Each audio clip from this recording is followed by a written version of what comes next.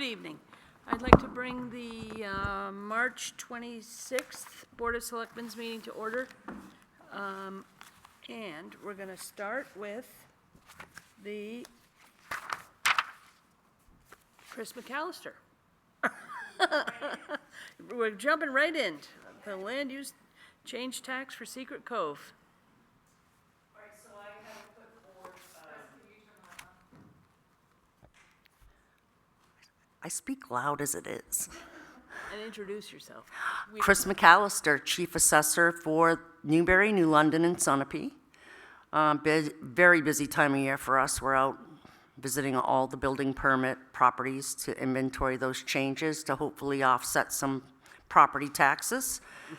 That's the hope. But today I'm here because I have submitted 2 land use change taxes for property on Davis Hill Road, Secret Cove LLC. The property owner has probably about roughly $24.5 million invested over there in property. So I think, I don't know what the plan is, but I think to conserve. We'll see. But in the meantime, there has been some changes to the property. It's all in current use. Well, most of it's in current use, I should say. Other parts are out. But whenever changes are made to land, excavation of that sort of thing, it needs to be removed from current use. So I have visited the property several times, and I'm kind of under the gun to issue these penalties because I have 18 months from the start of the change to issue the bill. And from my understanding is, with the exception of their stone wall, that it's a replacement of a stone wall. It just supersedes greatly what was there. It's gigantic, but so that's replacing in kind. But there are 2 parcels that need removal, portions removed from current use. One is the property she owns without waterfront. There's a property that they had a cistern, a fire cistern installed on, and they're also excavating in an area of about 100 by 100 feet, granite. There's granite on the property that they're using for the wall. So it doesn't amount to much. It's what I call backland value. I know the cistern can be used for anyone on that road if a fire occurred, so it's for the benefit of the public. But it still changed the land. So there's a minimal penalty on that, and I reserve the right to issue another penalty if further development occurs. But I needed to release that portion. So I believe it's like, it wound up being $864, something to that effect. The other property she has down there, her former property manager installed a dock on the property. So you can't have a dock unless you own property on the lake. So that dock attaches to the land. So I did my comparable sales on that dock to arrive at a value for that little piece of property that that dock attaches to. I compared it to what boat slips are selling for, and I valued it at $260,000. So that's a $26,000 penalty that'll be split between the general fund and conservation. And I'm sure there's more to come. So. Excellent. Do you have any questions? Janet? Okay, so you just need us to sign off on these? All you need to do is sign. I just thought, this Davis Hill area had been kind of in the limelight, so I wanted to make sure people understood what I am doing, so it's fair and equitable. In case there were questions. So we'll sign those after the meeting and put them back in the signing folder. Cool. Yeah, they'll be recorded at the registry, so. I don't think so, because it would typically just be in the signing folder for you guys to sign. Chris, it just wanted to make sure that you all had the opportunity to hear from her, and then to ask any questions if you had any, but we don't need a motion, because it would just normally be signed in the signing folder. I will say one more thing. I may come before you in the next 2 weeks also. We did get they're behind at the state level, Department of Revenue, but we did get our equalization ratio back from the state. It came in right around 79%. So while people want to say that the market has slowed down greatly, not here. Property's still appreciating. So I'll bring that forward when I complete the report. Okay? Are you guys on an off year this year, meaning, Thank goodness, yes. yeah, but you're just doing your regular stuff, going out and looking at improvements? This time, on an off revaluation year, it's called catch-up. Yeah. We have a lot to do, and I'm actually defending appeals right now at the court level over in Newbury from their revaluation. So there's a lot happening. So would you run through when you're doing New London again, and then Sunapee, and then Newbury? Well,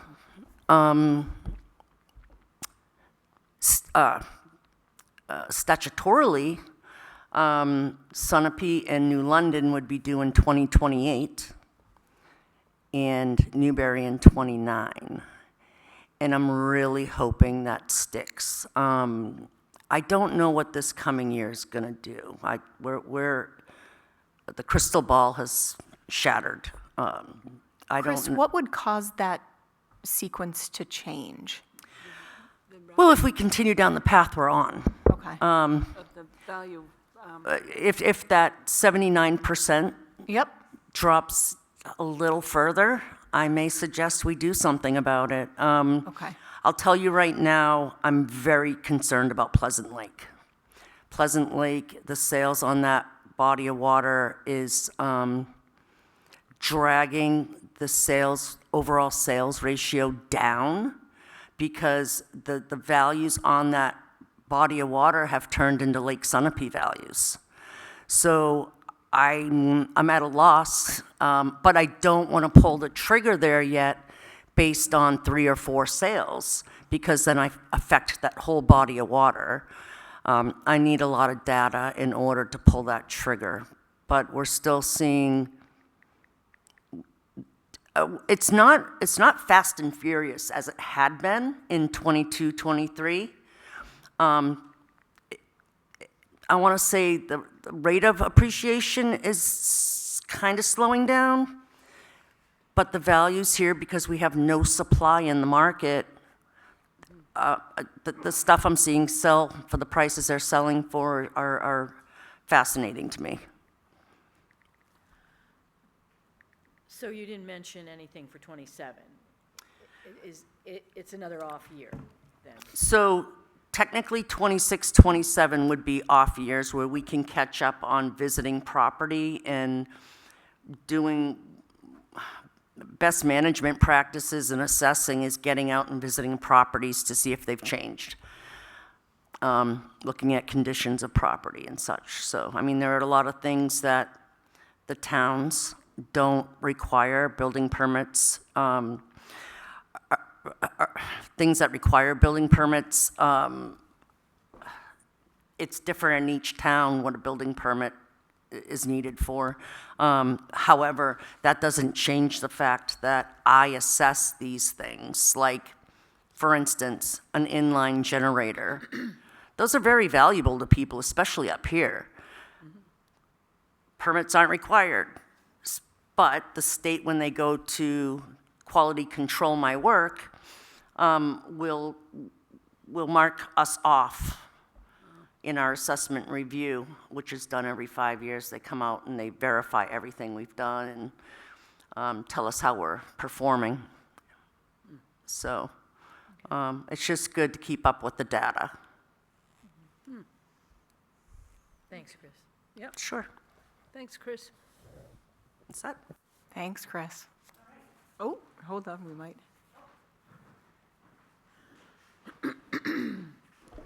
Hi, Peter Nichols, resident, just for my own education, since I'm interested in housing. A question, if I could ask the assessor, please, through you, Madam Chairman.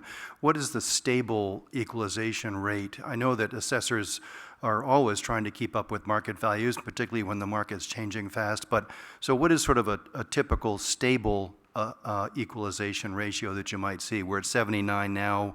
What would be a reasonable equalization rate, I guess, the right way to say it? Thank you. Good question. That's a good question.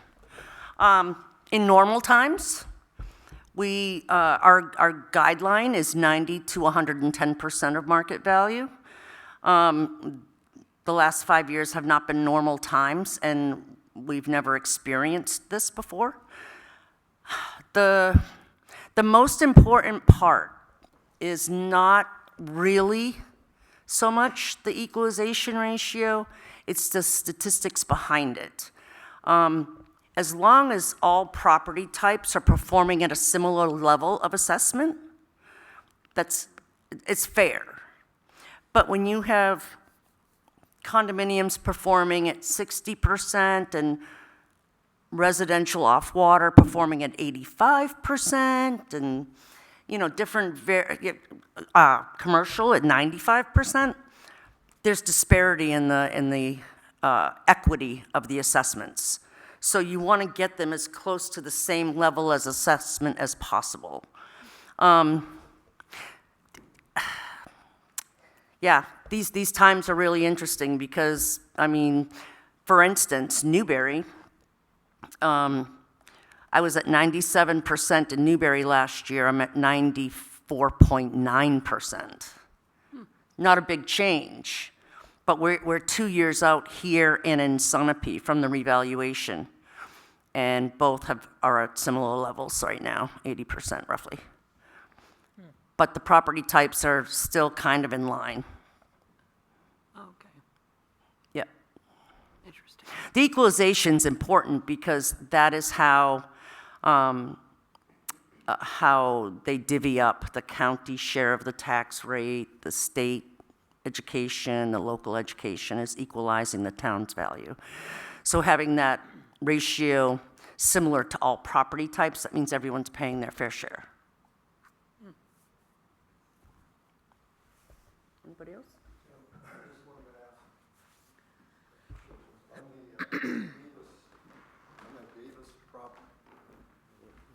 John Ellis. On the Davis property, that catch basin, is it in the property or on the property? Or can the fire access it if they need it? Cistern. The sister. Cistern, sorry, cistern. It's right on the roadside of the property so that the fire department would have Could access. access it? Yeah, Okay. Yeah. And that would service that whole road or whatever is Yes. needed? I believe buy that it. was the intent. intent. Yeah. Yeah. Is there any way to tell how much that cistern holds? Yes, there's records on file at the town for that. Okay, I don't know off the top of my right, head. all right, okay, thank you. Sure. Any other Okay. questions? All set? Thank you, So- Chris. Thanks, Chris. Appreciate it. Enjoy. Thanks, Chris. Bye, take care. Okay, next is the dispatch study RFP, which Ashley has posted to the website. You guys have both had a chance to review it. So I wanted to kind of propose how we should go through this tonight. So my thoughts are to start off with Ashley and Chief Cobb going through their draft and kind of explaining to us how they got there, confirming with us that this is what we expected, and also talking about the questions that they got submitted to them from the public and how they were incorporated into this draft. Then next, I want to open it up for public comments and allow the folks here to speak to it with their questions and other things. And then I figure the three of us will then go through it and discuss it and suggest any changes that the three of us might have. It would be awesome if we could approve this tonight. I know Chief Cobb really wants to get this out the door. I don't know if we'll be able to do that. There might be too many edits, but we will try to do our best. Does that sound okay with the both of you, or do either of you have any other thoughts? Okay. All right, so we'll start. I just want to thank you both for all the work that you've done, and yeah, and we will see. Great. See how this goes. Great. I think just to start off, in general, what we took were those buckets that BB outlined at a Board of Selectmen meeting back in February, maybe the end of January or in February, those focus areas, and created an initial draft there of potential questions. As we continued to receive questions from the public, we weighed those against what the three of you agreed the focus area was and whether or not we thought that it should go in, or if it was outside of what we understood the scope to be. And that's ultimately how we got to the draft that we have put out for the public today. I don't want to read the 7-page document verbatim, as it is quite lengthy with 8 different sections, but just a general overview of each section. We did a project background and purpose, which is pretty standard for an RFP, talking about sort of summarizing what we felt you all are looking for to get out of this study, which is an independent evaluation of the current emergency communications dispatching department, and the different sort of buckets within there, which is operational and then also financial pieces to it. The second bucket here is service requested, the qualifications and submission requirements. This is standard for RFPs. Just explaining a little bit about what we want to hear about them as they submit RFPs to us. 3 is scope of service, which is really where we get into the meat of the RFP. We've got several buckets baked into section 3: operations, staffing, facilities and technology, call handling and dispatch protocols, financial analysis of current operations, infrastructure and asset ownership, peer and benchmarking analysis, split dispatch scenarios, public engagement, and project management. I think that's the piece that I know that there was quite a bit of discussion at this meeting back in, I can't remember if it was February, the end of January, around what level of involvement should the public be involved in. And then deliverables and objectivity, what we're expecting out of the report. We've got section 4, which is fee proposals, so we asked for a breakdown of the fees, submission details, just what should be delivered and how, the selection and evaluation criteria, overview of how we will make our decision, and then 7 and 8 are qualifications, and then who to contact for questions. We did create a supplemental document of all the submitted questions with responses. For the most part, they were all themes that were included in the scope that the 3 of you had outlined. So those themes were incorporated. I'd say for the most part. Chief, is there anything? Yep. Okay.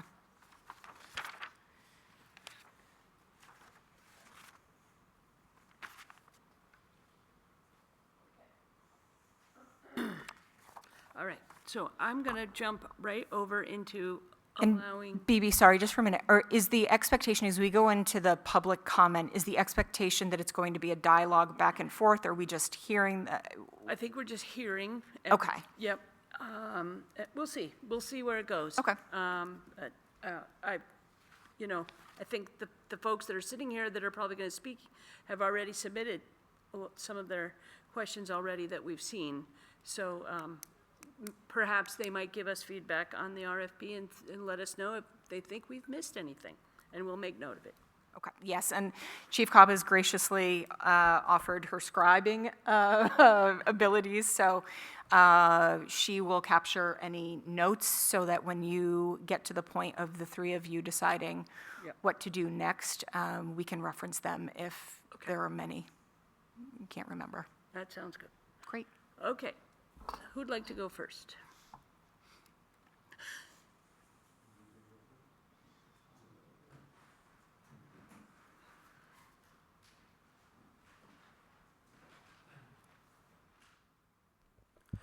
Rich Epstein, resident, and I just want to thank you all for moving forward with the study. I know, many residents like me have been bringing this up for quite a long time, and it's great that it's going to be handled. Rich, sorry, before you go, I do want to thank you. I think you submitted several questions that Chief Cobb and I both felt would be fantastic interview questions for when we get to the point of interviewing vendors. So thank you for that, because we thought those were really valuable. You're welcome. I have a question that might sound initially off topic, but I guess, what's the status of the strategic committee? Or maybe I should, I guess the reason why I'm asking in this context is I really would think the strategic committee could play a very important role in analyzing it. Certainly the selectmen make the decision, but it's important that analysis like this, and decisions aren't based on isolated topics.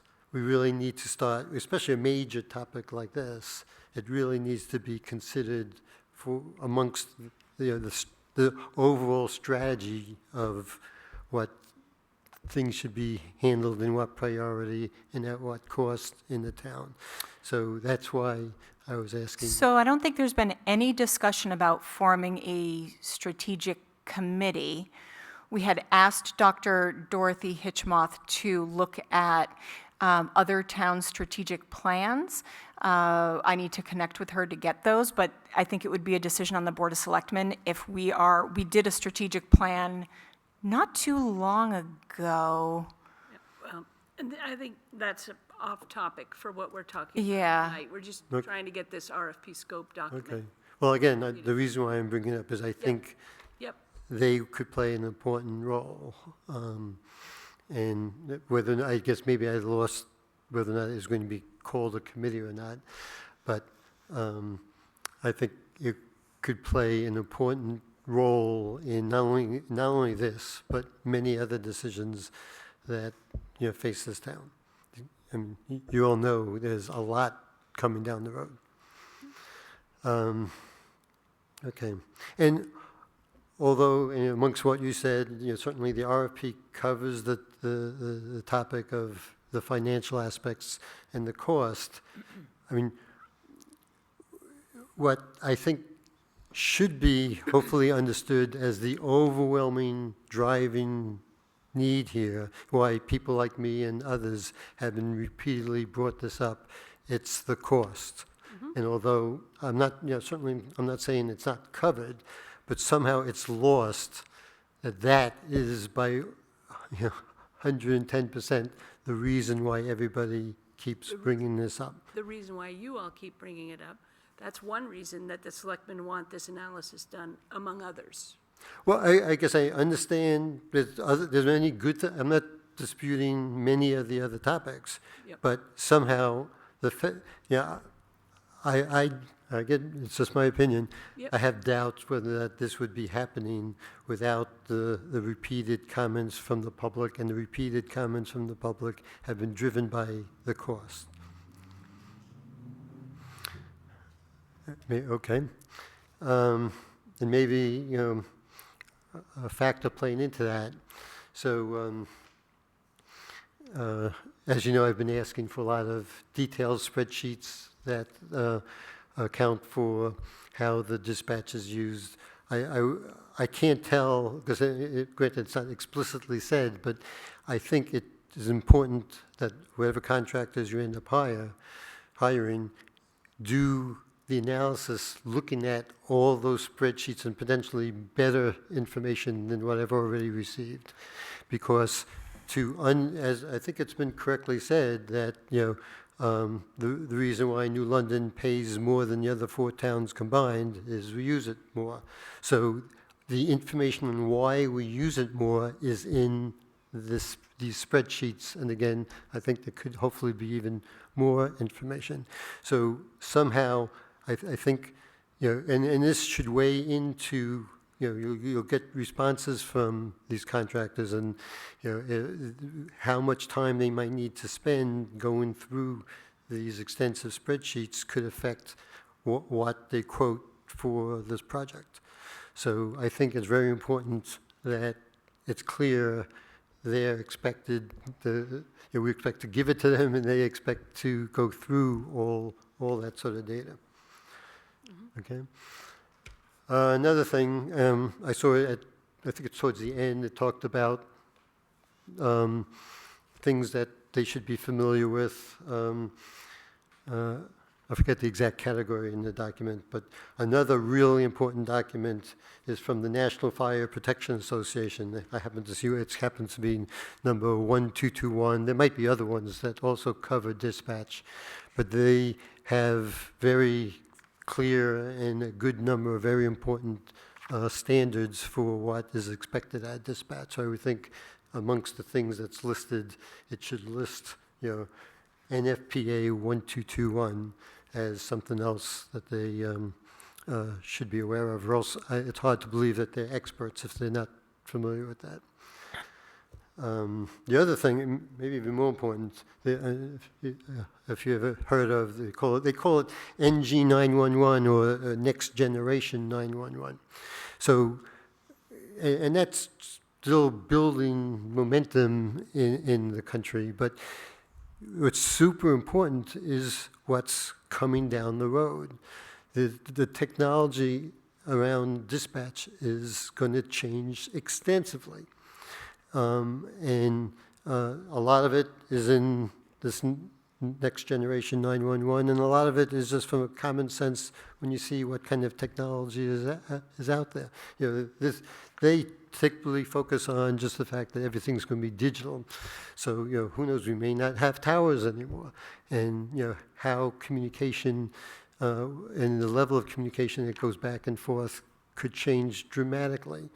And, it's going to be very interesting, and hopefully, I'm not sure if these contractors will have some sort of judgment on, can a dispatch center the size of New London's keep up with, the technology involved, keeping the expertise to keep up with the technology, and the cost for all that stuff. There's going to be, we may be on a road that we may not be really able to support if we don't, review what really is coming down the road. Thank you. Great, thanks. Thank you. Who's next?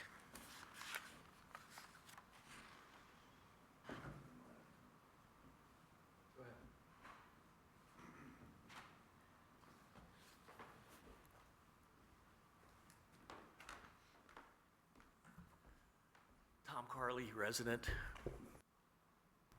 I just have two items to think about on this RP. One, nowhere in there do we address the timing of deliverables. When is this report going to get done? And I'd love to hear the select board commit tonight to get this study done before the start of the FY28 budget cycle. We missed the budget cycle last year. If we miss it again, that'll be 2 years. And I think there's too many dollars involved here not to put a deadline down and meet the deadline. So I throw that out to you. The second thing, I threw in, I think, 3 suggestions, and the last one was the last in Ashley's report, and that was we need to get an idea of how much it's going to cost to put a dispatch center in the new police station. Did your committee address that, square footage and cost? Because I feel like that's the next part. This is going to be about what dispatch might or may not look like, and we're going to be making decisions on what the future of dispatch will be like. And then we already have a cost analysis for what our current dispatch is in our police study, but if we decide to change, if we decide we're not going to have dispatch anymore, then we'll be going back to the drawing board on the costs for the police station. I feel that's not part of this. That's a separate It is part of issue. this. There's two components of the cost. One is the operating cost, and the second is the capital expenditure that we know is coming in the next 2 to 3 years. And if that's, In here, am I right? Sorry. That is in here. no, it's not in there. Yeah, Tom is, I honestly would need to go back and look. I have many documents in my head, but I would need to go back and confirm. But there is a whole section on finance. I think it's, And nowhere in there do you address the estimated costs of a dispatch operation, new fire station. And any consultant worth his salt should say, okay, 4,000 square feet, X dollars per square foot, $3 million. If we hire the right consultant, that's a very easy lift. So anyway, to get back to my point about the two components, there's the operating component, what can we save if we outsource it? Yep. But then we've got this CapEx, and it's probably $300,000 operating expense, but the CapEx could be $3 to $5 million, and I think the taxpayers in New London need to know what the cost of ownership is. It's not just the 300. It's well beyond that, because we know we're going to be spending this money. We may be spending this money if we stay in the business over the next 2 to 5 years. And given the capital needs of this town, whether it's Sammy's garage, whether it's potentially the water precinct, the police station, we got to be careful with our capital. So those are my points. Thanks. Thank you.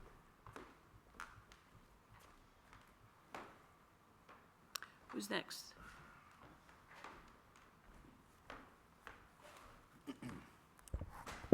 Colin Beasley, resident. Before I start, first, thank you for making the information public in advance, and I appreciate that opportunity. I think, Tom, I agree with some of what you're saying. There is a component in here, and just as a reference point, I went through and provided a red line. I sent that copy to the select board and to Ashley.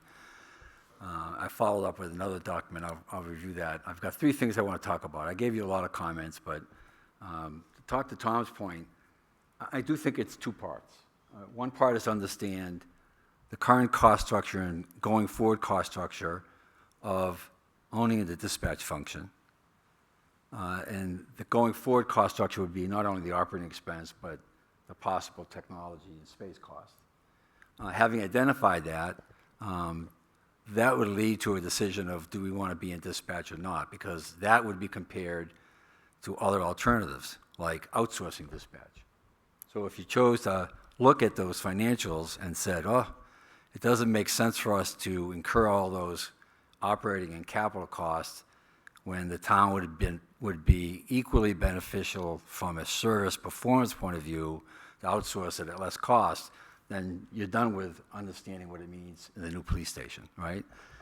On the same token, to the extent that that analysis shows that it's cost competitive, owning your own dispatch against outsourcing it, then that information would feed into the police station facility model of the next analysis, right? So that'd be my reaction to your thought. I don't know if you're on board with that.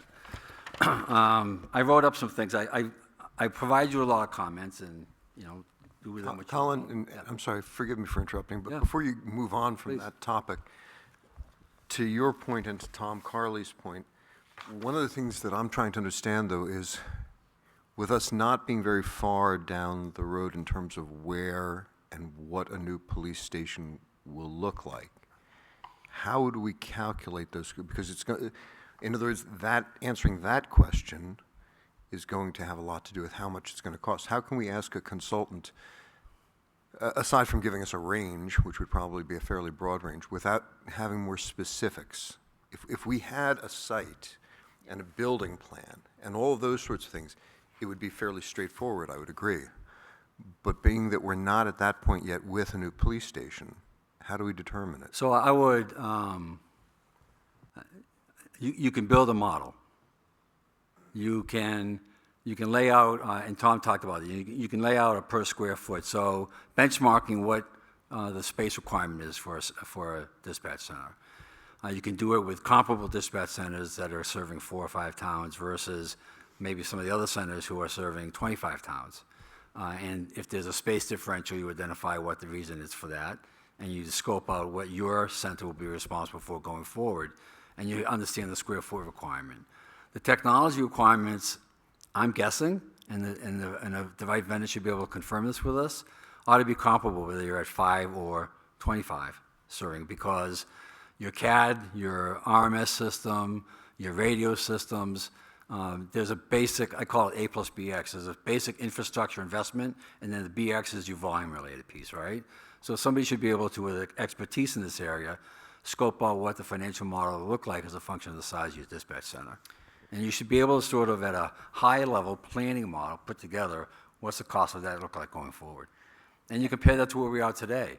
If the analysis showed today that we're at 80% of where a benchmark center should be, then we need to add 20% and then grow that with time, right? So I think with the right vendor and the right thought process, you can put a planning model together.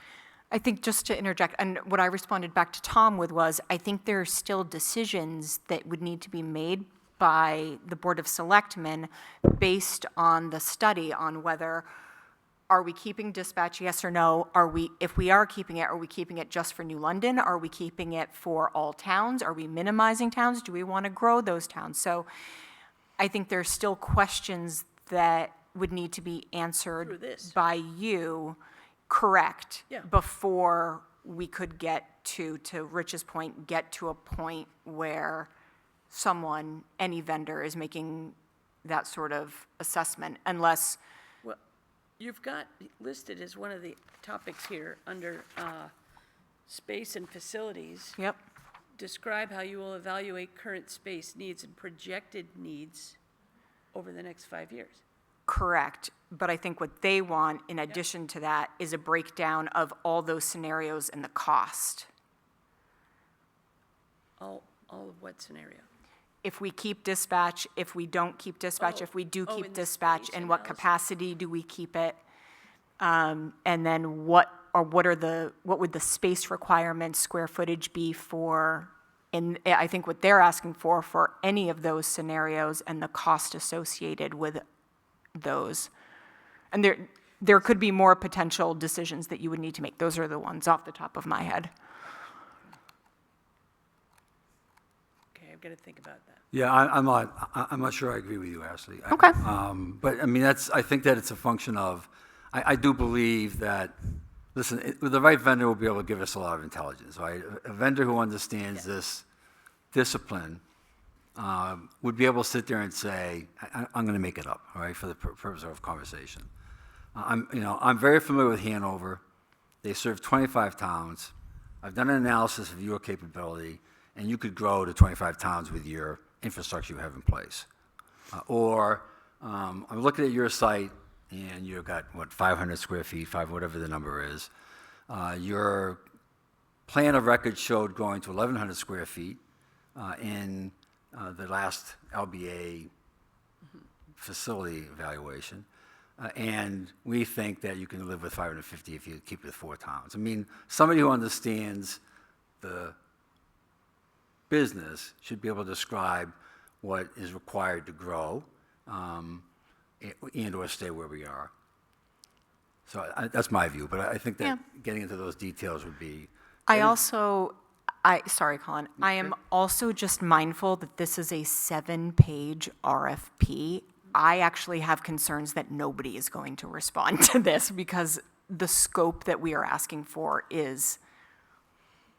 But you know what? I disagree a little bit because Okay. I feel like the people that are the experts in this, they're going to look at this and they're going to be able to read through the noise, if that makes sense. They are, but the DPW, we had 10 people show up and 3 actually submit. The others Yeah.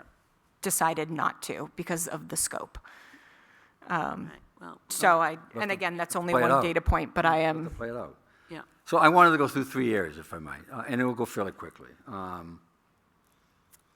First, I think the RFP, I wrote this down so I don't miss points, all right? So forgive me for having to read, all right? I have to do the same thing. First, I think the RFP would benefit from greater specificity around the data collection and analysis section. Think of this phase of the study as the foundation for the rest of the analysis. While the topic is covered in the call handling and dispatch protocol section of the draft RFP, where it references the separation of 911 calls from calls to the local number, the calls for service analytics should look at both the types of incoming transactions as well as the categories to which those are being assigned. Categories that range widely from fingerprinting to medical emergencies. So if you took a look at the data, the 11,000 calls for service that New London handles for New London, as opposed to the other towns, they are comprised of a number of different categories that are hatched, you know, whether it's a medical emergency or fingerprinting or alarm or whatever it might be. The incoming calls for service are really related to transactions from phones, not just phones, radios, emails, people visiting the station, and mobile data terminals. And if you take a look at the New London data, recent analysis would show that for New London, 3.4% of those calls are 911. 911 or emergency? 911. And about 72% of those calls are recorded at 0 to 1 seconds. My suspicion here, and this is why data analytics is very important.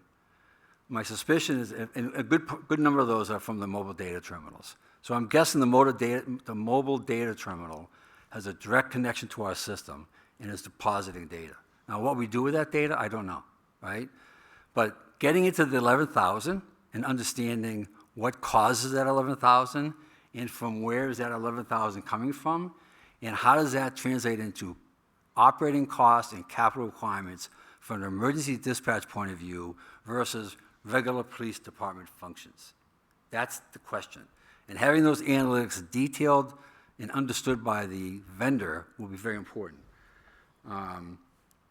Since the center currently performs emergency and non-emergency functions, it's going to be important to take those volumes and separate them into emergency and non-emergency and benchmark that against other communities who have and don't have dispatch.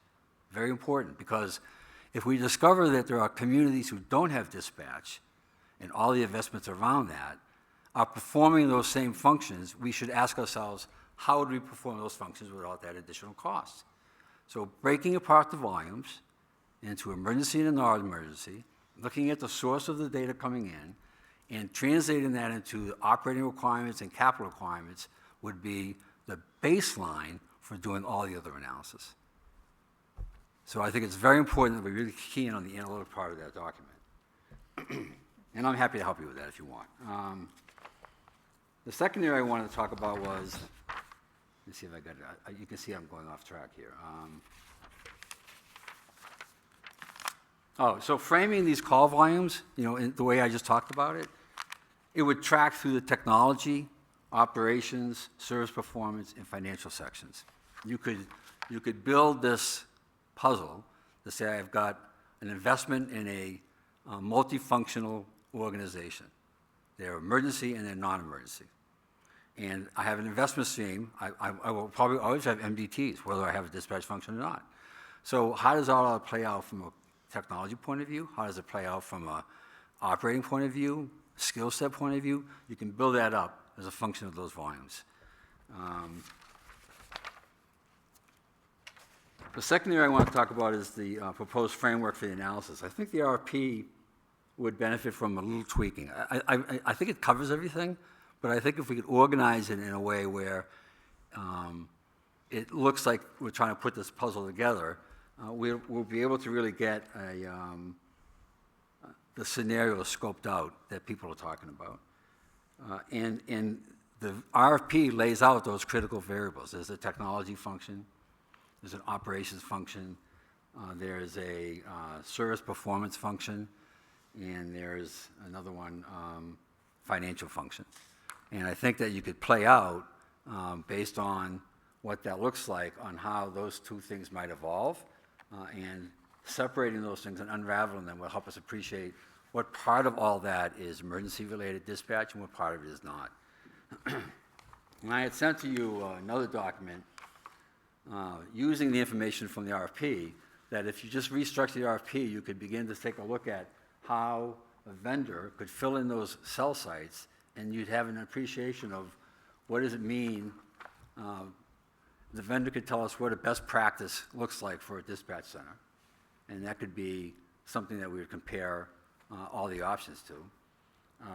The vendor could take a look at and fill in the information of New London as it is, and whatever the vendor decided to be a deficiency as far as technology or space or operations requirements, what that additional cost might be. It could look at New London without using anyone else, right? Just be New London Dispatch itself. Frankly, from a cost point of view, to Rich's point, now you're not spreading those costs across anybody. I mean, I know people have said, you know, maybe we should be our dispatch for ourselves. You're just taking the entire cost structure and putting it in New London. I don't know that that's going to be a cost-effective thing to do, but if people are looking for that information, you could fill that out. And then you could look at alternative providers. And you could look at taking our dispatch function and moving it to someone like Hanover, and this vendor should be able to tell us whether that's doable. There are technology issues. There are transmission issues. You know, how do you get from our signals from here to there? Is our technology compatible? All those things, right? And then you can take a look at the option that is talked about quite a bit in the RFP, which is the split configuration. And I know there is a couple, but I'm sort of familiar with one that's a fire only somewhere in the area. They only do dispatch for fire. They serve, Lakes region. Yeah, they serve 25 or 26 towns. So a vendor understanding that function would be able to give us the pros and cons associated with what that split looks like. Obviously, a number of towns are doing it and are accepting that split as a mode of operation. Are there any cons associated with that? I don't know, right? But the vendor can lay that out for us. So if we sort of wiggle around the RFP, you'll end up with a document that will allow you to look across that and understand what are the operations pros and cons or comparisons between one option and the other. And that might, I'm going to take an extreme, you might say, operationally, I want to incur the penalties associated with a higher cost function and leave it here, because I think that's the right thing to do. You can make that decision. Or you can sit there and say, geez, you're better off, your operations don't really change in any of the configurations, but the cost is a third of what we incur today, so why would we not change? And what will be important is the transition cost. Right? What is it going to take for us to flip? And that's why in my response I talked about taking a look at, there's a, Keith, I know you're familiar with it, there's a New Hampshire North Country Interoperability Consortium. And that consortium has a lot of the same technologies that we have. And I think what's important is as we ask the vendor to do something, they can take a look at the technologies being used by these other dispatch centers. Again, I'll use an example. If one uses a completely different technology where a transition is going to be costly and the other one doesn't, and we can literally reuse the equipment we have, the answer becomes obvious. So putting this in layers would allow you, right, and the community to begin to think about the impact of moving things or not moving things in sort of an English format where you can make that decision. I think we're 90% of the way there. It's just tweaking how you address the pieces, and maybe that plays out when you actually pick a vendor. Or when we interview the vendor. Or when you interview the vendor, right? I mean, I think all of these things are really good questions to be asking when we're interviewing the vendors. I think it's important that the vendor appreciate what your expectations are for deliverables. Yep. Right? And so if it were my candy shop, I'd look for a deliverable like this. It's not my candy shop, it's your candy shop, right? But telling the vendor what your expectations are will allow them to frame the conversation in their report to you. And I think, Chief Cobb, correct me if I'm wrong, we are a member of that consortium. You are. We are. Yeah, Yep. you are. Yep. And then sorry, you can, you sure? I am very nervous about this 3% 911 number now being on record and having legs in the community. Colin, how are you capturing the calls that come in to 526-2626 So that are I'm- not administrative? Very, very important. I said 911. I didn't say emergency, okay? Very important. Yes, but I think that your 3% 911 could be construed as that those are emerging, and it's 97% It should be, that it should is be not. very, very important. 911 is 911. Yes. If people are calling 526-2626 with an emergency, right? I'm not putting that in that number, right? Okay. But you can take a look at the phone calls that go to 2626. That's the point why analytics are important. And you can break apart of those calls that go into our 2626 number, how many of them are emergencies, right? And we should be encouraging people, by the way, with emergencies to dial 911, right?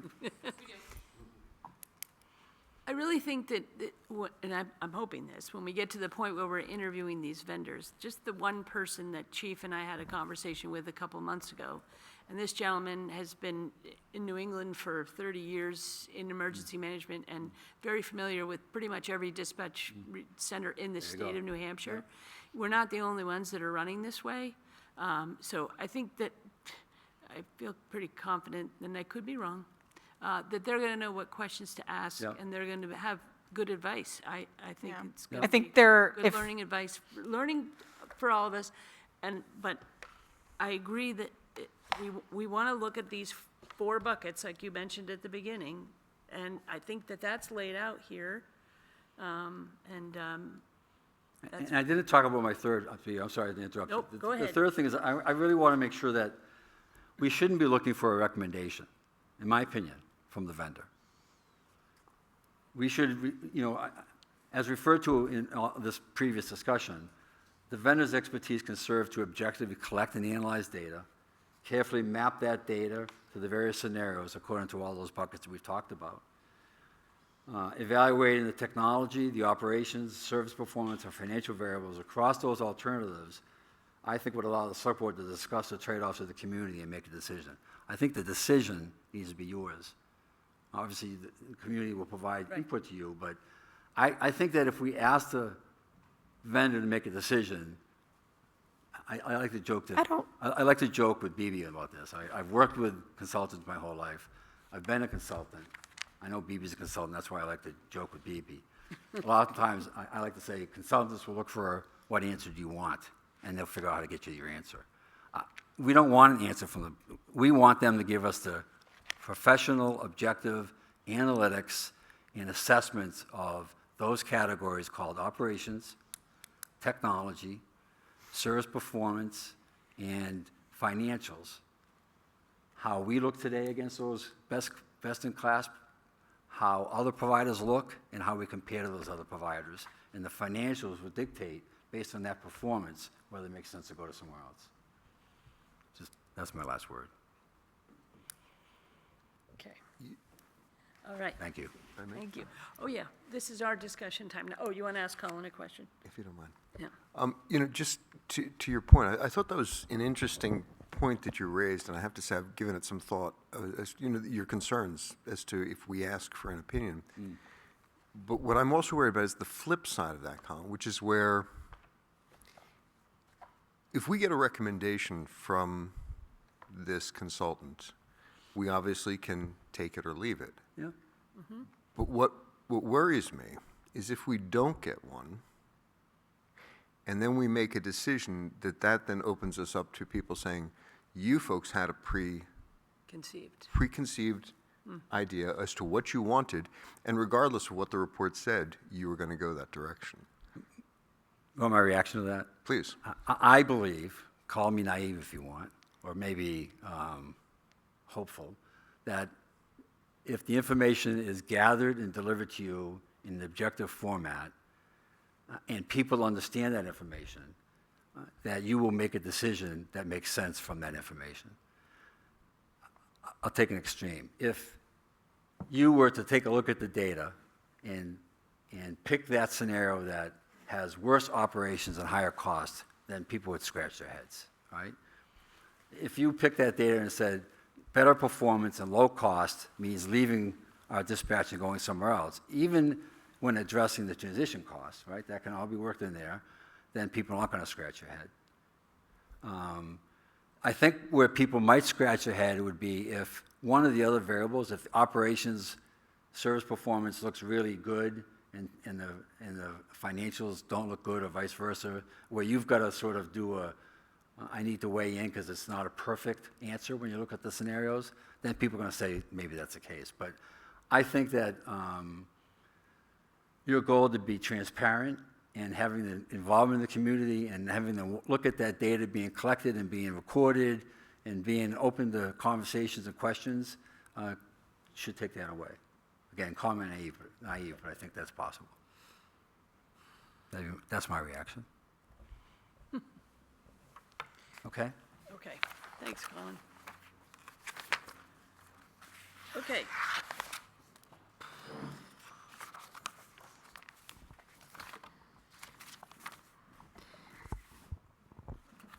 All right, I guess you guys have both had a chance to look through all of this, just heard some feedback. I guess my first question to both of you, do you think that this proposal is covering what you are interested in seeing to come out of this analysis of or do you think anything should be added or changed? You, go ahead, go first.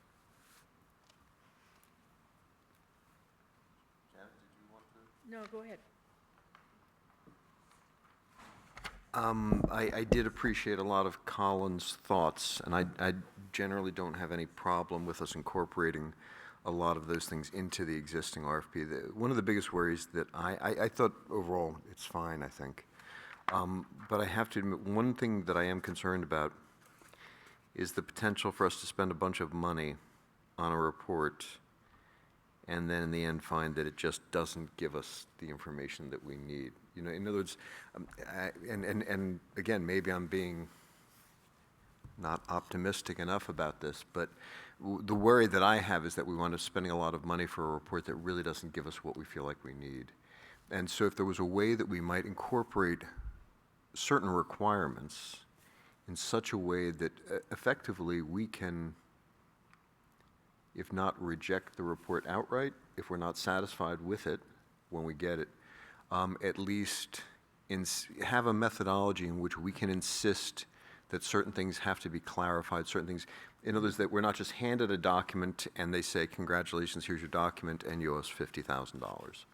You know, because what I'm worried about, what was interesting to me, what I found fascinating was when we got the request for proposals having to do with the new Public Works Department, you know, I looked at these really impressive, very thick documents that in the end, much of it was just fluff. You know, as I found myself leafing through, I just found myself saying, this isn't terribly helpful. It's a nice photograph of your whole team, that's great, it's a good-looking group of people, but not necessarily terribly relevant for what I'm interested in finding out. And so I was wondering if there was a way that we can incorporate... There would be an agreement signed before we retain them. Right. Wouldn't that be where that language would... Yeah, and something that would make it clear that we would be reserving the right to effectively hand back the report and say, we've reviewed it, we've taken a week to review it, we're not satisfied with your report. Because that's what concerns me in the final analysis, is that we get a document that, in the end, we're all looking for the data and a really good analysis, and if we find that it's just falling short, that's one of the biggest things that concerns me. And maybe I'm just, you know, maybe I'm not giving enough credit to the various consultants who might be chiming in, but I did think your comment, even, Ashley, was an interesting one, your worry that, what if no one responds to this? What if people say, you know, thanks, I'll pass? You know, that's a potential headache too. Yeah. And so there's a part of me that, you know, I want to be mindful of that. If we make it too complicated, I can see where a lot of folks would look at it and say, no, I've got better work to do. Just my thought.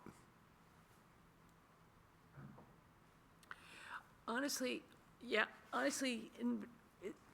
being in the consulting business like I am and talking to people every day, they all think their problems are there.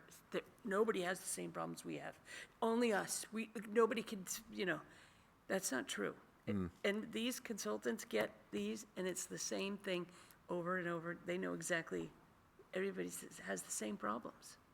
So I almost feel like they're going to read the project background, and they're going to know exactly what we need. I kind of believe that. Yeah. But, yeah, anyway, go ahead, Colin. I know that this is a select board conversation, but I think my experience with RFPs, Rich, that might be helpful would be right up front, define your expectations with some level of clarity that would satisfy you. Right? What are you expecting out of their work? And then maybe having checkpoints, right? Rather than wait for the end, find those places where, like after analytics, do a checkpoint and make an assessment. Did their analytics satisfy you? Does it form a baseline for them to move forward for the rest of their analysis? Yeah. Right? That kind of thing. Yeah, we've talked about that before, that this might be a phased project. And we'll see if, they might come back to us and say that. And propose that to us. Yep. Yep. And I was just wondering, does anybody have any guess as to how much a report like this is going to set us back? Nope. One report that I saw from 2017 was 29,000, I think. And this was when, 2007? 2017. And it was not nearly as robust as what Ish. we're asking for. At the Hanover. Yep. Yep. Well, yeah, I mean, that's the thing. We might have to face this. We might have to, if they come back with $100,000, we're gonna have to say, nope, change the scope. And that could very well happen that way. One point that might be helpful is that certainly I will be working very, very closely with this vendor and with the consultant. And I plan to stay in extremely close contact with Ashley about the progress of this whole project. And then she'll relay that to you, or I can give you periodic updates, whatever you'd prefer. But in working with consultants in the past few years, that's been my experience of they'll give us a certain product, and meet certain goals throughout the project. And if they don't meet those, then we have a conversation and say, well, we want this by this day, kind of thing. It's not unheard of in the town before that a vendor or a consultant didn't meet their expectations, and the Board of Selectmen went back to them and said, no, we want something different. We want more options. We want different options. And so I don't think that's out of your realm of possibility to say to them, that wasn't quite what we were looking for. But I think if we get to the end of the project and that's the outcome, then I probably haven't done my job throughout the whole relationship that we'll have with this vendor. Is because I've heard everything you're saying tonight, hear everything that the public is saying. And one of the things I was thinking about as I'm sitting here listening to folks come up to the mic is, once we do choose that vendor, one thing I would ask of the vendor is to watch the meeting that just happened here tonight. Right. I was thinking the same. Because I mean, I'm taking notes, but I'm not really capturing what folks are saying, and I think that deserves to be heard. Agreed. So they spoke for maybe a full hour. Okay, that's going to be an hour out of the consultant's. I don't think that's too much to ask No. for the consultant to have a really good representation and hear it from the folks in the public themselves about what they would like to see out of this study, in addition to the board. I agree. Janet?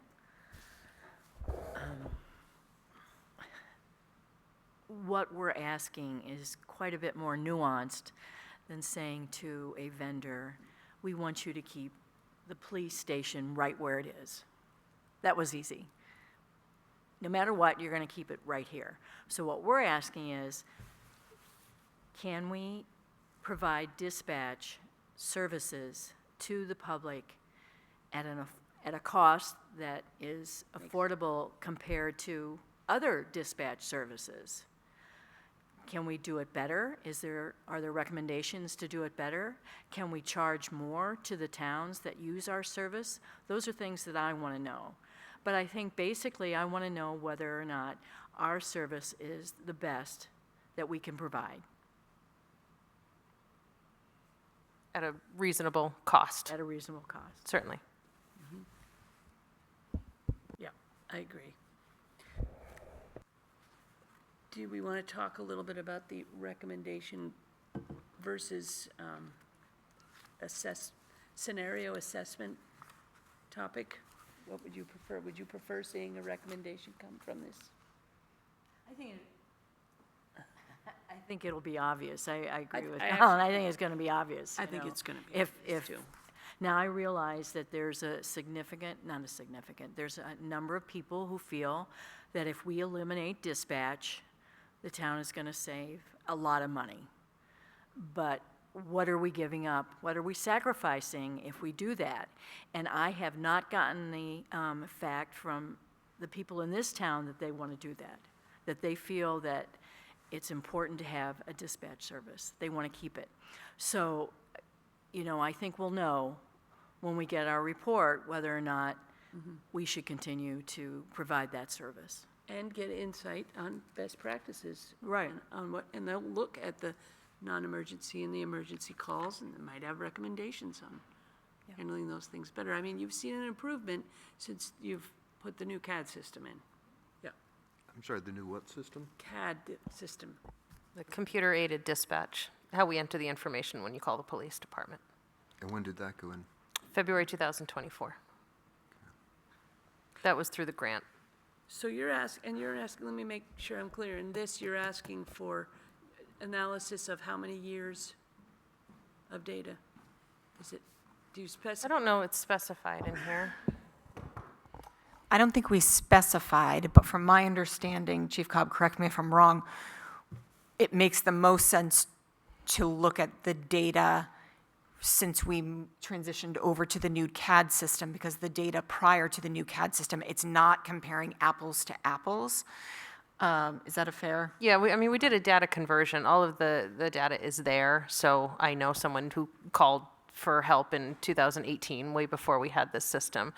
But to use the reports that we have today, which I think are far more robust and detailed than what we used to have, I just don't want to get too far in the weeds of having to review all those older calls with the data that's been converted, because I think that would just be not a clean way to look at it. So since we went to the new system in February 2024, we have just over 2 years of that data. And one of the improvements when we transitioned over to the new CAD system is being able to be very specific with the call for service type, that they don't always align with the prior data. So we might. Oh, yeah, the easiest example of that is before, in our old system, anytime, like, just the ambulance went, it was just called medical call. That was the only type of call for service type. But now we can break it down into the different types of determinants, like if it comes in through 911 or otherwise. So it's just it's a cleaner way to look at it. I think it's better data.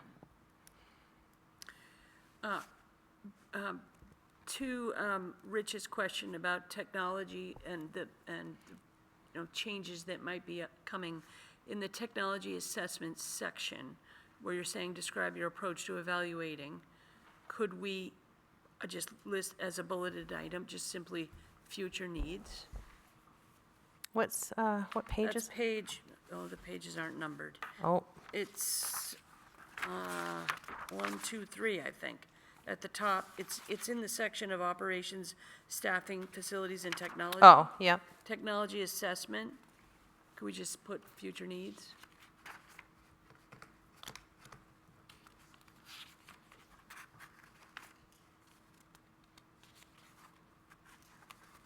But I think where Colin was talking about the difference between the 911 calls and calls to the local number, I feel like you have that covered here. And again, I don't think we're the only ones that do it the way we do it.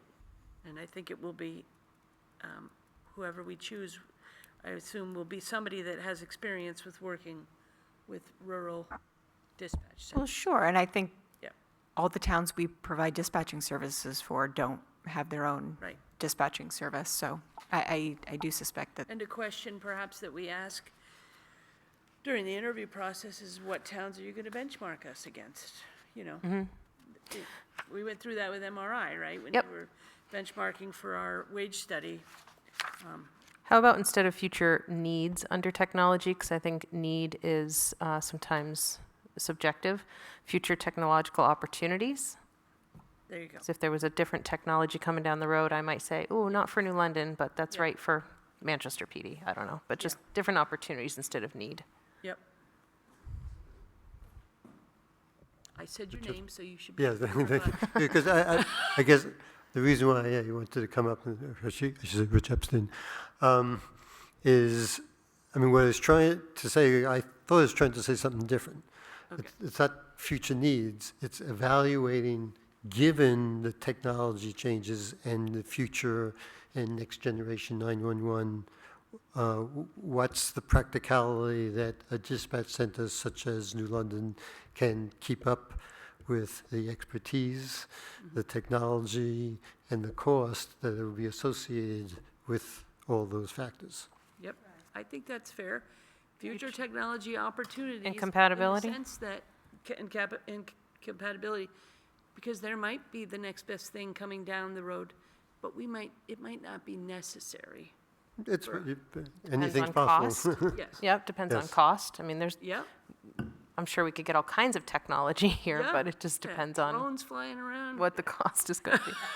But then, right, and that's why, to some degree, I mean, the cost might be more affordable at a larger dispatch center that's handling 30 municipalities.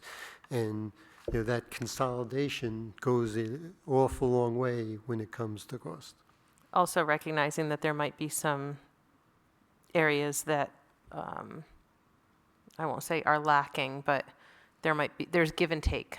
There's always trade-offs, without So a doubt. is the board, oh, I'm sorry, Rich. Yeah, I would hope that whatever output comes from the contractors, it will be filled with trade-offs.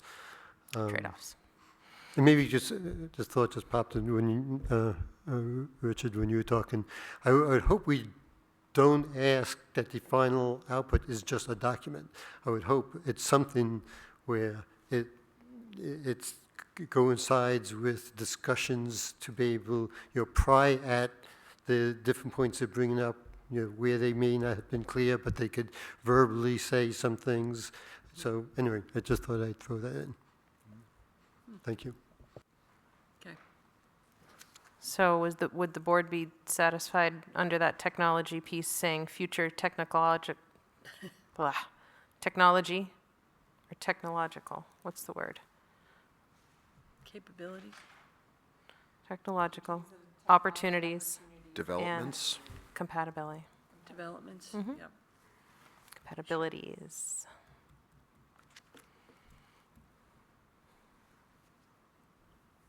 Okay. Without meaning to sound like too much of a newcomer to New London, do we get a lot of phone calls to 2626 that are emergency calls? yes, some, yep, definitely. Oh, there's some people. There's some- Ask John Wilson, he'll tell you, he will never dial 911. I used it 2 weeks ago for an emergency at the town offices. I dialed 2626. Yeah. It's just, ingrained in it's a lot just of a people. tradition? Yeah. Well, I also think when you call 911,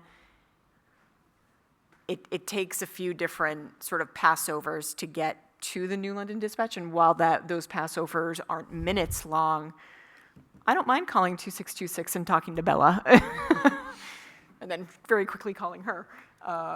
Make no mistake, there is incredible value with dialing 911 because they provide Absolutely. the emergency medical dispatching that is really necessary in medical emergencies and certain things like that. So I always encourage people, if you have an emergency, just dial 911. They- Not bothering them. Less That's what they. Yeah. In the state of New Hampshire, there are two primary, what's referred to as PSAP centers. There's one in Laconia, one in Concord, one in Laconia. I might have those locations wrong. And those are staffed with dispatchers. They are the only, those PSAPs are the only centers that are equipped to provide those life-saving technologies or instructions over the phone. I think there are about 60 some odd secondary PSAPs in the state. We are one of them, whether it's regional or by town or city. And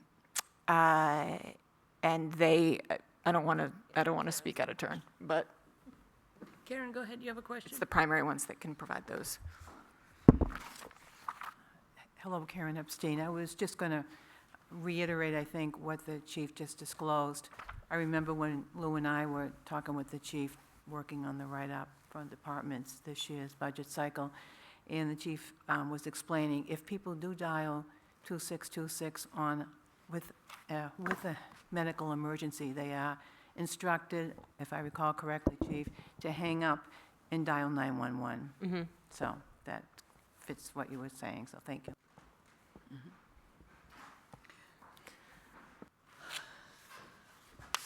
Sorry for adding more. So, and because you're asking about, calls not 911, but directly to 2626, but still 75% of the dispatches aren't either of them, right? And even amongst those, I mean, when talking to a senior officer with 30 years experience, he said even 1/3 of 911 calls aren't urgent. Some of the calls Are what? I'm sorry, they're what? so even it just his judgment that even 1/3 of 911 calls really aren't emergency. That was his personal judgment. Actually, in addition, when you see that 3/4 of the dispatches are handled in 0 1 second, his observation is, and by when he looks at what we have for dispatch, he looks at it and says, but these aren't calls for service, right? 75% of them aren't based on a call. And in the municipality they think actually tracking it is a waste of time. Sorry to be used, that's the blunt term he gave it. So sorry to say it that way. But and I'm glad to hear that you should point the recording of this meeting to the people who are going to respond. I think they may have different opinions than the officer I talked to, but that's opinions of the officer I have talked to. Thank you. Yep. Okay. Thanks, Rich. I think that will all be looked at during this analysis. Again, benchmarked to other communities that are similar. Yes, and I worry about the definition of emergency because that can be subjective. What you might not consider an emergency might, Somebody else does. yes. Yeah. And that, Okay, so do we need to vote on this, or do we? we need to talk about timeframes, but I just want to make sure that we have timeframe. captured all of the suggested edits. So we have. I think the only suggested edit that I added was in the technology piece, Yep. but correct me if I'm wrong. I think these two both agree that they want to leave in the phrasing recommendation. Huh? I honestly, I could go either way with that particular thing, so I'll leave it up to the two of you. I don't see how anybody would do this and not have a recommendation. I honestly think what you said before, it's going to be obvious. It will be obvious, absolutely, so, no matter what So, they say. if we leave scenario assessments or we leave recommendations, I think I'm fine with recommendations. Again, you know what, we can chalk that up to a question during the interviews of the vendors. How do you do it? You know what I mean? They might just say, no, that's not how we do it. We just give you the facts. We give you we'll see. Okay. Any other changes that you all can think of? The one concern that came up on a comment that I saw was to specify that the interviews that are listed as part of this is how you do the thing, that's to specify that the word confidential, which I'm pretty sure neither one of you, when you were writing this RFP, thought you would be sitting in on every single one of these interviews. And I know that you will be adding the customers of dispatch to the list of people being interviewed Oh, yeah. during the work that the consultant does. And I know you Absolutely. would not be expecting to sit in every single one of those, but I don't think it hurts just to add the word confidential. Okay.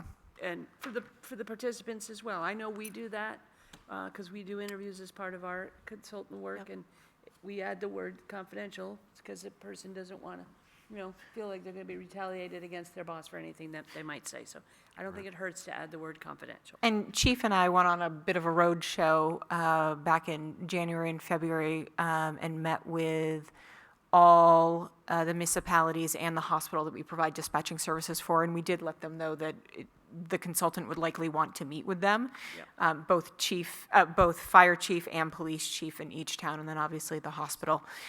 We would not be part of those interviews. Right.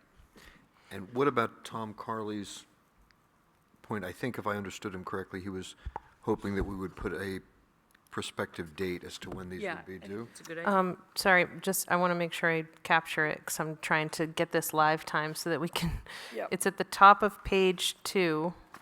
The paragraph starts with also important is the incorporation of confidential stakeholder and Yeah. community input throughout the process. Is that where you're, Yep. does that meet your requirement? Okay, confidential.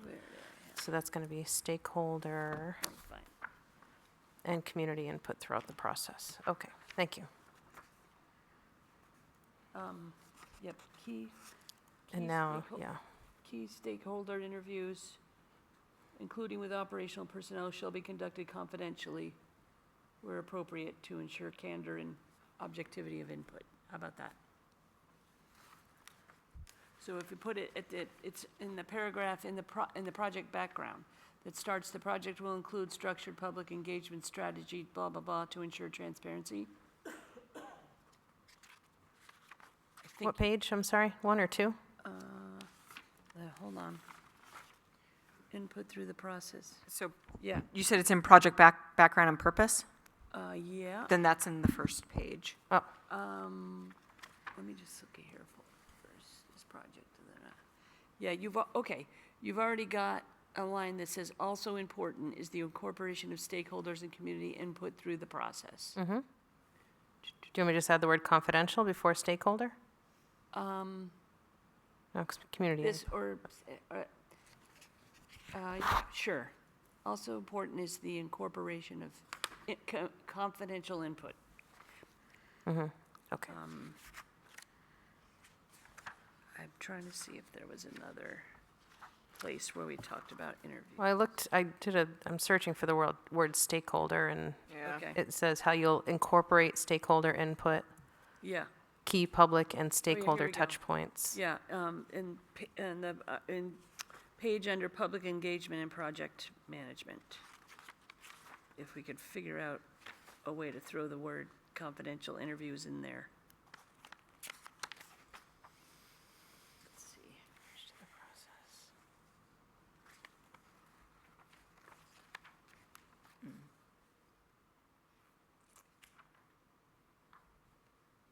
The analytical, how about on that public engagement plan, the second bullet point down, your response should include, and then the third bullet point down, measures to ensure the analytical work remains objective, independent, Okay. not You could add a confident. bullet Yeah, that says confidential interviews with operational and public safety personnel. To ensure candid, objective input free from organizational pressure. confidential interviews with operational and public safety personnel to ensure candid, objective input is Free from organizational pressure. free from organizational pressure.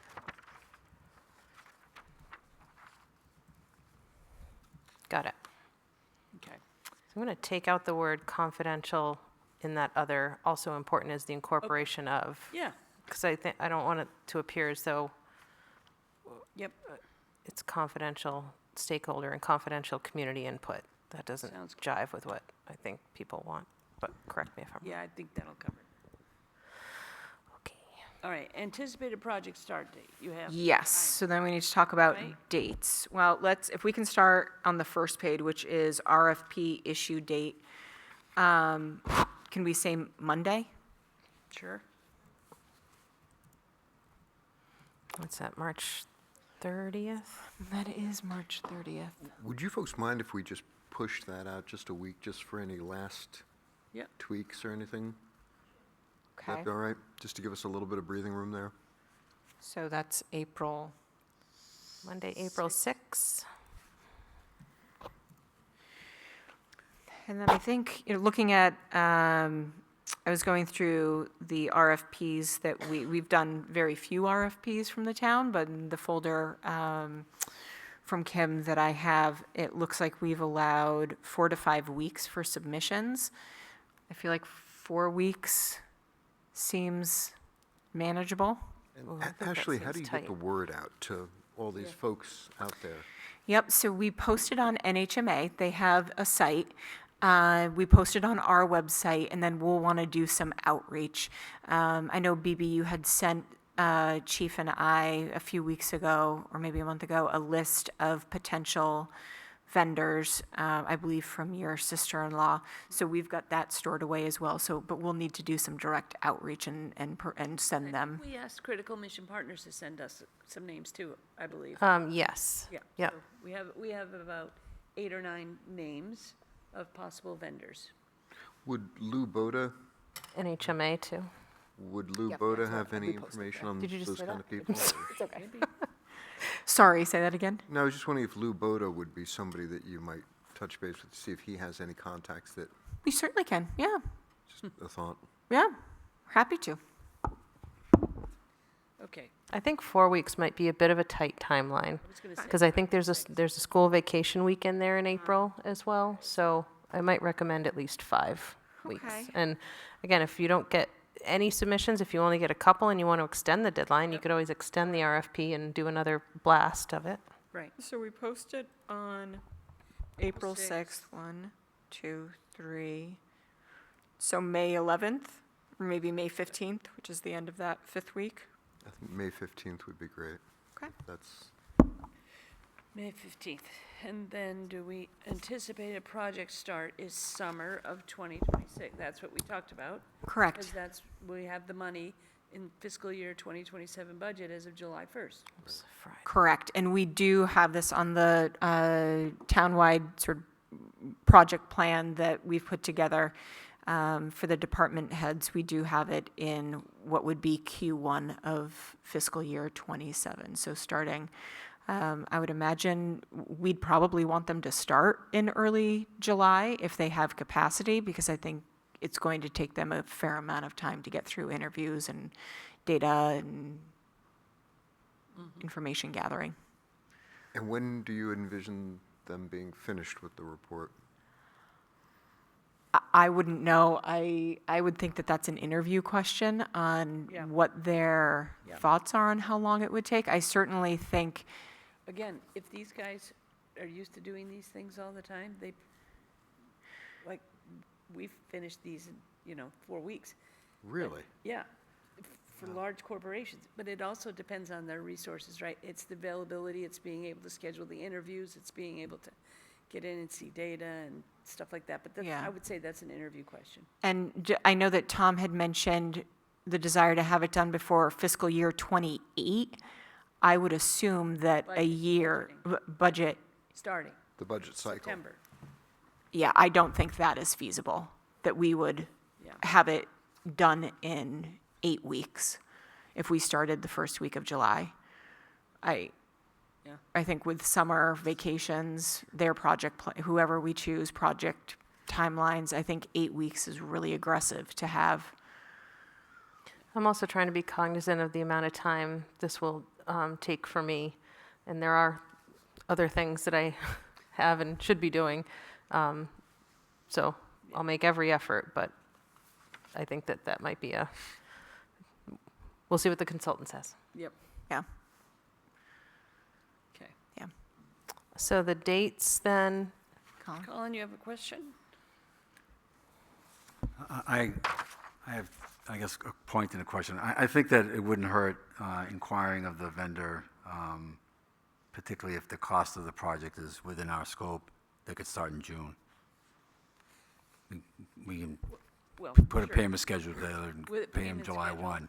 Yep. And I'm sure you can find $10,000 somewhere in the budget that you would reinsert when you get paid, when you get new tax dollars in July 1. I don't think you need to wrap your head around a July 1 date because that's the day when the new year starts. Well, I do want to do a little bit of that because I'm trying to be really thoughtful about how we are spending our time. understand. And I've put together a timeline of projects. And when those will happen, we are already behind on things that should have been done this quarter, just because of the amount of work that is on our plate. So if that is the desire, I will also be honest, I don't know if there is even $10,000 in the budget right now. We are over significantly on several line items, and not our fault. So I just don't want to, I don't want to say yes to that without some real conversation and really looking at project plans and everything else that's slated. That's fair. And I would, again, for whatever it's worth, as a follow-up, is there are folks in the community, I being one, that can help. So if there are resource issues in the town staff, there are people in the community with expertise that can help. So I would invite you to consider that. And I'm curious about whether the schedule is if it's going to be revised in a week, issued in a week, is there consideration for the other comments that came in from the community to be incorporated into this revised or not? Is that why you want? That was part of why I asked if we Okay, could add I that. was curious. I mean, it is what it is, it's your decision, but I was, Yeah, I just thought that to, again, take one more Yep. look at Yep. these Yep. and to just incorporate some more tweaks. And let me ask you, since you're up there already, of your suggestions, Colin, which ones do you think are the most critical ones that really jumped out at you that you thought might make this a better request? I'm happy to go through that and highlight that for you. Okay, And I can do that within, next day and a half if you want. great. Yep, be happy to do that, yeah. I mean, the ones I talked about today, I think is why I brought them to the table. Analytics, I think, really are important. I understand that you've already made a decision on the recommendation issue, it's fine. I think the structure of the document focuses on the areas of a split dispatch center. I think that the criteria that's listed under that should be applied to all the scenarios. And I think it's a matter of how you structure and format it, but, I think that's just some jiggering of the order of how the thing is being displayed. And again, I think that will sets the expectations of the vendor of what you're expecting to get back from a report on how you order that. So anyway, I'll leave it at that, and I'm here to help, is my point. And what are the thoughts about the concerns that Tom Carley raised about trying to incorporate some element of a new dispatch center in the equation? I think that's getting over our skis. Yeah, I understand. I guess I just was wondering if it's even worth asking them to give any thoughts about it. Because I agree with you, as I mentioned earlier. I think this is asking for square footage requirements depending on one of the 4 buckets. Uh-huh. And I think it would be very easy if they said 2,000 square feet. We multiply by that, by any commercial broker that we call a valley Yeah. and say, what is the, So I just want to go back to the timing. We are not together until April 9th. So if we are now opening it back up for public comment, which it sounds like that is the desire, what does this process now look like? Because we are not all back together for another 3 weeks.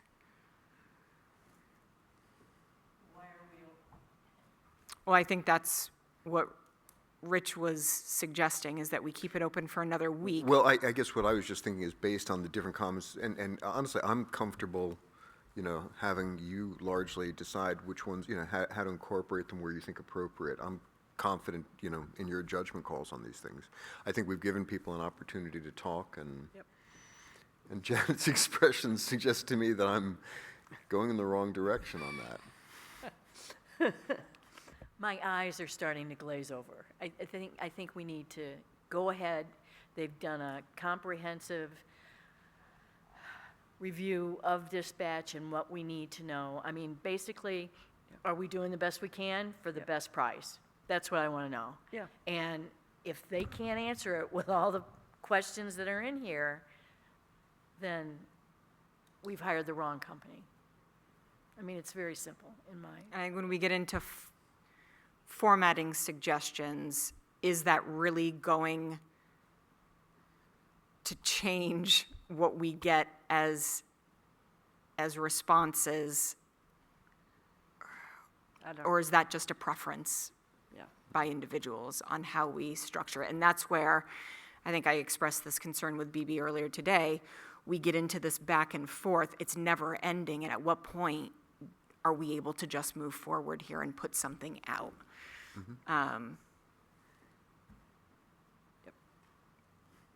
Fair enough. Janet, you can say a remarkable amount with your expression. It just is, well, Fair enough. I'm ready to proceed, let's put it that way. And I appreciate what you all have done in Thanks. getting this together, Yeah. Thank you. so. Okay. So we publish it, are we still planning on publishing it April 6th? And allow the next week for you guys to think through? Yep. And then Put our final. any suggestions that you have, filter it through me, and then I'll call or email the other two, whoever has suggestions, and I'll make sure that I then get to the rest of you individually, Okay. and we can just manage it that way. Okay. Last page on timing, second to last page. It just says still TBD, so I don't know if that needs to be filled in, though.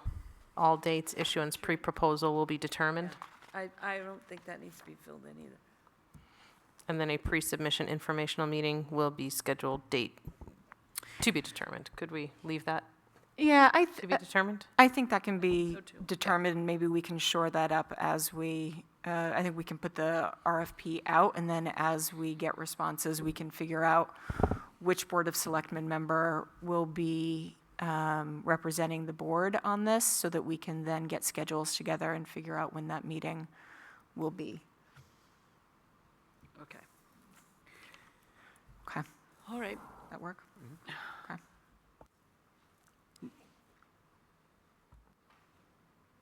New Okay. business. We got a lot of Okay. other things here.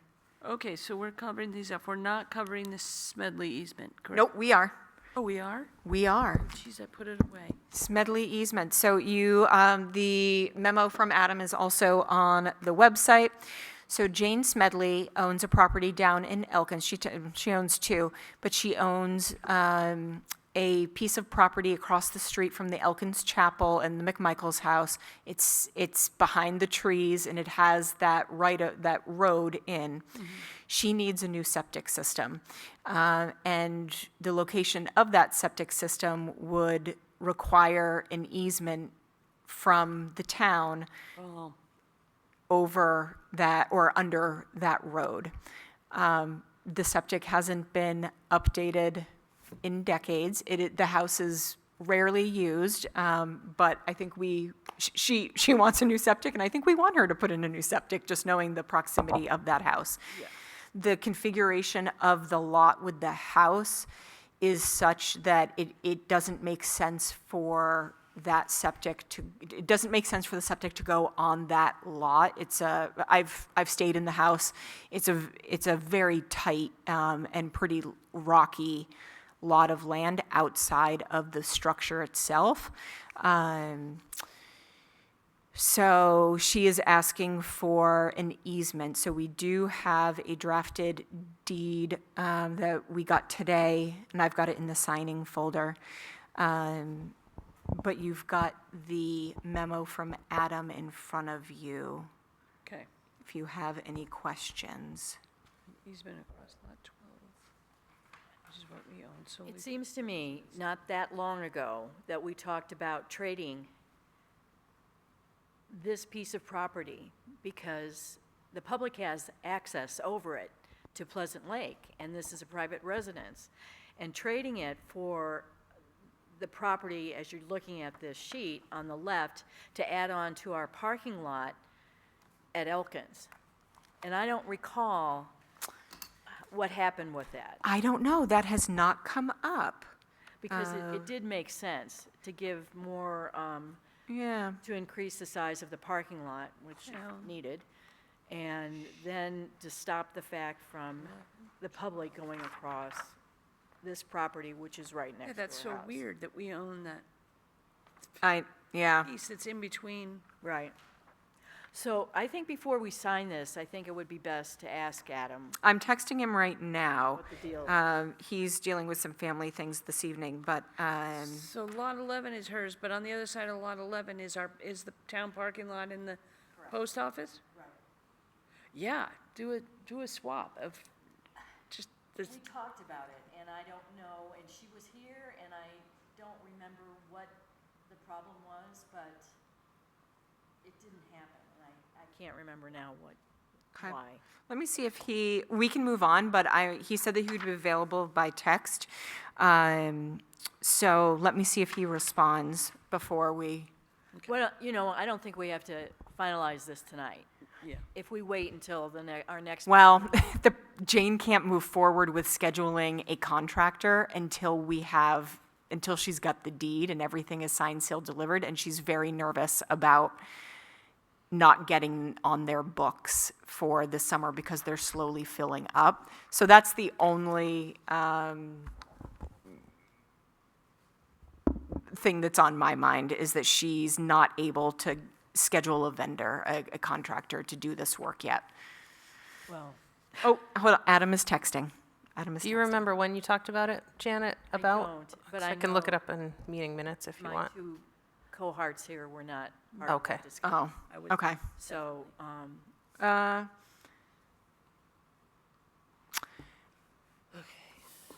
What Adam has said is that a member of the Board of Selectmen asked him to drop the subject, so he did. Back Really? then?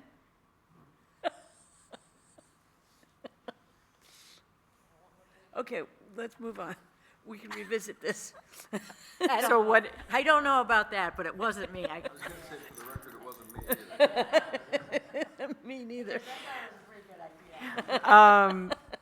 okay, so are we looking to re-engage with that conversation, or are you comfortable with signing Well, the or easement? we could just or the sign off deed? on the easement, and then we can re-engage with that conversation. Sure. But I don't think it'll, I think, to your point, Janet, it might make sense, and I know the lady is eager to move forward, but this sounds like it's a worthwhile thing to explore before we've signed off on anything. ask Adam what the, no, you don't have to ask him now. We can talk about it tomorrow. We can, well, ask him if you want. Oh, he's saying that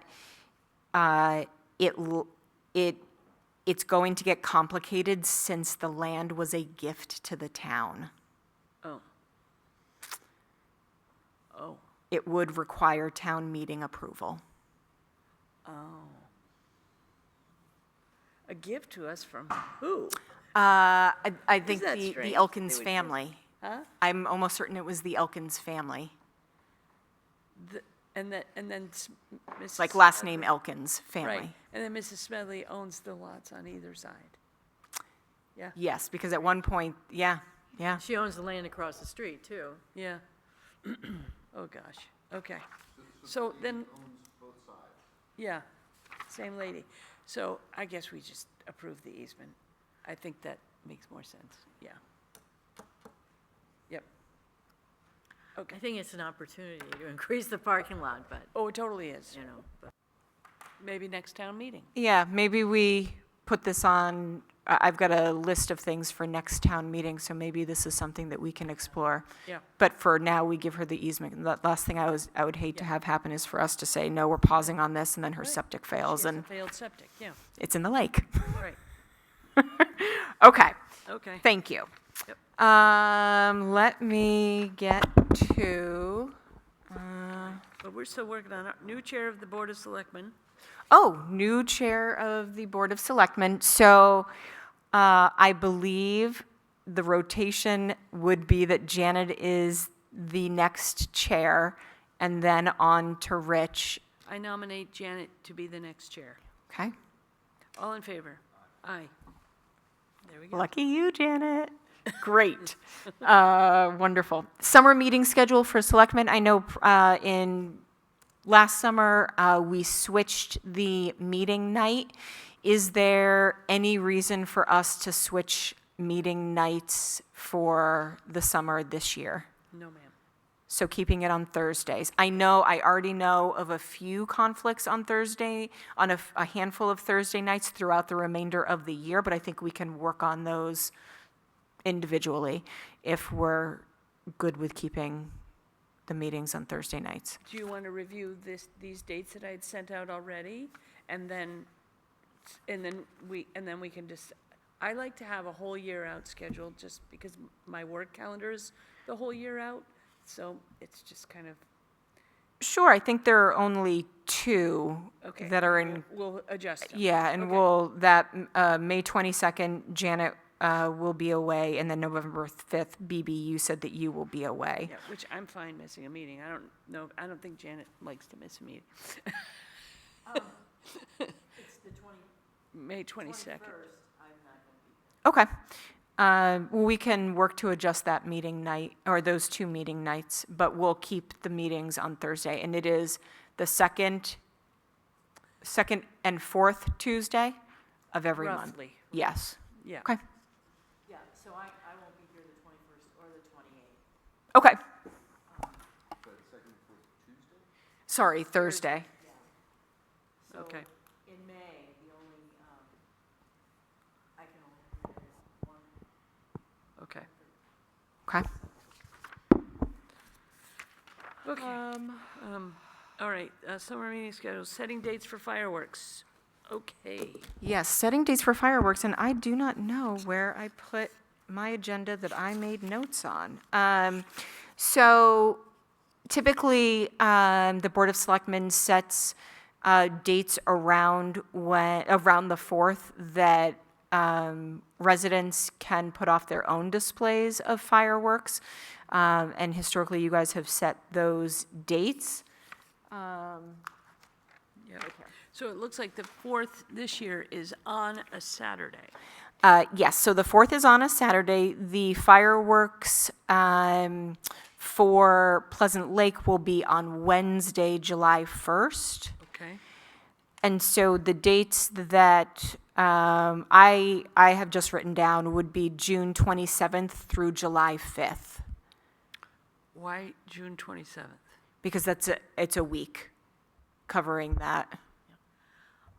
Okay. Well, why are the fireworks on a Wednesday when, Because they want to keep it as close to the 4th of July as possible. what's wrong with the 3rd? It's more expensive. Oh, so they can't, Yeah. the fireworks company can't do it on the 3rd or the 4th? I Gotcha. see. They are pre-committed. So we picked the 1st. Okay. No, I get it. We're not big enough money. Yeah. So 27th to the 4th, you're saying? Ashley? I'd go even to the 5th. That's what, I have June 26th through July 5th. Okay. You guys good with that? You guys good with that? Great. Okay. Sorry. Did you have a question? Okay. Okay. Okay. All right. Through the 5th, right? Through the 5th. Yeah. Through Sunday the 5th. Yep. Okay. Okay. Plans for appointments and swearing in of committee, commission, board members. We have about 30 committee, commission, board members who have terms expiring. I am in the process of connecting with all those board chairs. My hope is that we would do one sort of mass reappointment or appointment of those roles. I am hopeful for the April 19th meeting, Board of Selectmen meeting. But we've got a few that we are still sort of trying to figure out. So that will give a little bit of time to be able to work through those. But that's the plan. So does that work for you guys? Sure. Great. New guidelines and application for use of town property. As the three of you are aware, we did receive a letter from the ACLU about 7-8 weeks ago, which led us down a path of reviewing all of our guidelines and applications with our town council. So those adjustments and updates based on their feedback and with Chief Cobb have been incorporated, and those are now available and on the website and already in use. We've already seen several groups come in to fill those out, and we have some in here for signature. But those have been updated and available. Elkins Fishing Game Proclamation. So I've also shared with the three of you a proposed proclamation. The Elkins Fishing Game Club is sending their 200th child to the Berry Conservation Camp, which is a pretty big deal. They provide camperships to this conservation camp, and they would like a proclamation. So I have shared with each of you individually that proposed proclamation, but ultimately it is the decision of the board for proclamations if it is something that you would like to move forward with. Yes. Yep. Great. The Elkins Fishing Game has an event here in Whipple on May 9th. It's more like an information session where kids can come and learn more about the Berry Conservation Camp, and I think the Elkins Fishing Game in general and other programs that they have. And they'd like to have that proclamation on hand and on display for that date. So we will work towards that. Thank you. And then one additional note that is not on here, Karen Welch, who is our most tenured town employee, is retiring in the next few months. She has been with the town for 44 years, which is remarkable. So I know that this was a difficult decision for her to make, but ultimately the right one for her. And I thank her for 44 years here at the town. She has certainly seen a lot of changes, and just really, really proud of the work that she has done over those decades. So we will, of course, have some sort of celebration that she is comfortable with. And also Sam and I met this morning, and one of the topics was just what he is thinking about in terms of some sort of gift for her from the town. So we'll continue that conversation and let you know what we think is appropriate and what she would be excited about. So.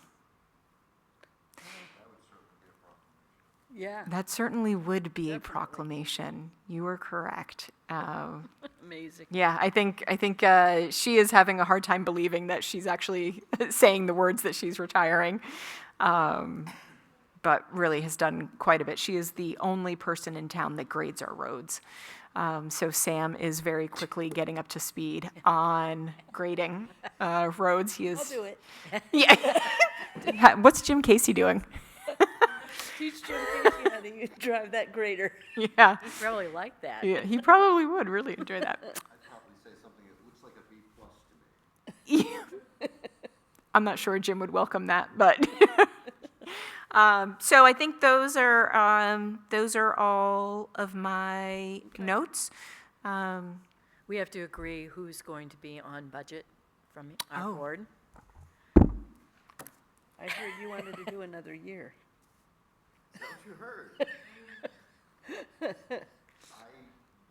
folks would like. If you would like me to do it, then that's what I'll do. That'd be great. Yeah. If we have a new person next year, then that person can do it. I think that's a good tradition for the newbie. Okay. Okay. And I don't mind staying on planning board since I've done it for so long. And BB, what about maybe I could- attending water Fire- precinct meetings Yep. if possible and fire wards or not? Yep. Okay. And I think that covers Does it. that cover it? Yeah. Okay. Sorry, Janet, I didn't catch that. Are you saying that you will stay on water precinct? Perfect. No, I'm going to stay on planning board. She's gonna Planning stay on board. planning board, I'll BB, try okay. to be the person that goes to water precinct and fire wards, and of course, I'm still going to the bike head committee meetings, and Yes. Okay. that's about it. But I don't mind, if you can't go, let me know. and I'll Okay. go. Okay. Okay. Yep. And have very much appreciated those of you that have been able to show up to the Citizens Advisory Committees on Saturday mornings. I think the format in which Steve has created for those meetings has really created a lot of value. He and I have been going back and forth this week, and Ashley Rowley from the Chamber of Commerce will be the April speaker. And we're going to meet down at the library because it is the Easter egg event that morning in Whipple, so we can't use Whipple. But Ashley Rowley will be the next speaker. But I know that the members of the Citizens Committee have expressed to me how much value they are getting out of these monthly presentations from various stakeholders within the town. Oh, good. Okay, we are now at the public comment section of our meeting. If there's anybody else who wants to make any public comments for anything that wasn't on the agenda. Sure. Question, not a comment. Is there any shareable information on the status of the lawsuit with Continuum? Is anything shareable on that? No? Okay. All right, have there been any committee meetings that either of you have? Yep.